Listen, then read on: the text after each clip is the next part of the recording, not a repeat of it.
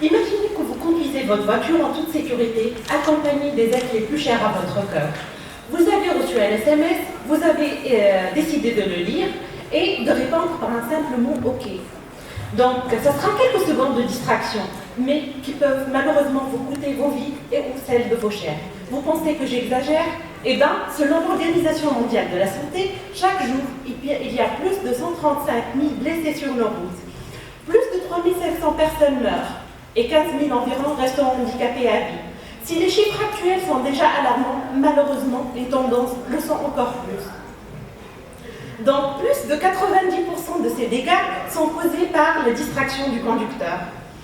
Ce qui fait de la reconnaissance des actions du conducteur ou la surveillance des conducteurs l'un des principaux objectifs des systèmes de transport intelligents au cours des dernières décennies, même avec l'apparition des voitures autonomes. Donc, malheureusement, il y a plusieurs défis et problèmes liés à ce sujet, faisant de ce domaine un sujet vraiment difficile. Au moins un de ces problèmes peut considérablement dégrader les performances du système. Parmi ces problèmes, on note la diversité et la complexité des actions du conducteur, la variabilité du conducteur en termes d'âge, de sexe, de taille corporelle et de style. Donc aussi on trouve la variation de l'éclairage qui est très probable et qui peut être causée par un changement des conditions météorologiques comme par un simple changement de direction du véhicule.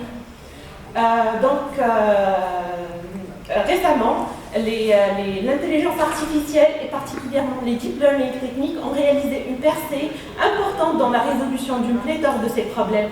Mais malheureusement, ces techniques ne parviennent toujours pas à prendre en compte les informations spécifiques aux tâches de reconnaissance. Récemment, dans le cadre de notre thèse, inspirée par les propriétés du traitement visuel humain, nous vous proposons un système, un mécanisme d'attention visuelle qui va accorder une attention spécifique aux éléments clés du comportement du conducteur. Et comme ça, on peut efficacement reconnaître les actions du conducteur et par la suite décider la réaction adéquate de la voiture. Par exemple, si le conducteur est somnolent, on va lui alerter par un message sonore. Si par le téléphone, on va augmenter l'autonomie du véhicule, etc. Donc, notre solution a été testée sur les bases de données publiques les plus difficiles et les plus connues de reconnaissance d'action de conducteurs et elle a pu surmonter, heureusement, une large gamme de défis. Elle a pu non seulement améliorer les performances de reconnaissance, mais aussi elle a amélioré le temps de calcul et le temps de réponse. Une telle solution est prometteuse pour réduire les fatalités sur nos routes. Merci.